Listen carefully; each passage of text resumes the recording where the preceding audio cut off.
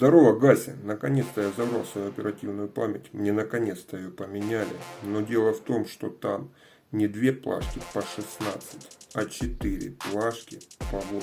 В общем 32 гигабайта оперативной памяти DDR4 на частоте 3600 с таймингами SL16.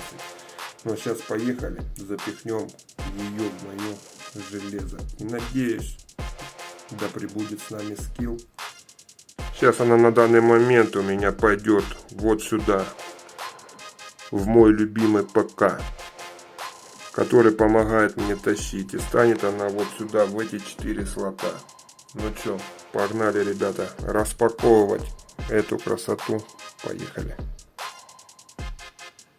Вот так вот они уже выглядят в распакованном виде. 4 плашки по 8 гигабайт со скоростью 3600. С таймингами SL16. DDR4. Довольно-таки массивные, классные плашки. Сделаны качественно.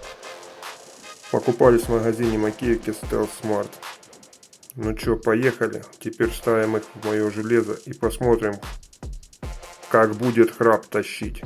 Но вы затащите лайки, ребят, и оставляйте свои комментарии. А сейчас я буду ее вставлять.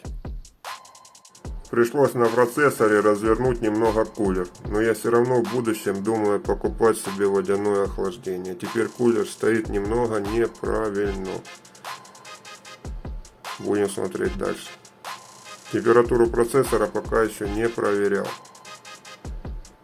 Вставил я 4 плашки оперативной памяти. И вот какие данные мне показала AIDA. Плашки еще не разогнанные. Все на стандартных настройках. Частота 3600. В конце этого видео, ребята, я хотел сказать то, что смена оперативной памяти не принесла никаких результатов. Было принято решение менять материнскую плату и процессор. Увидимся на стримах. Да пребудет с нами скилл, пацаны.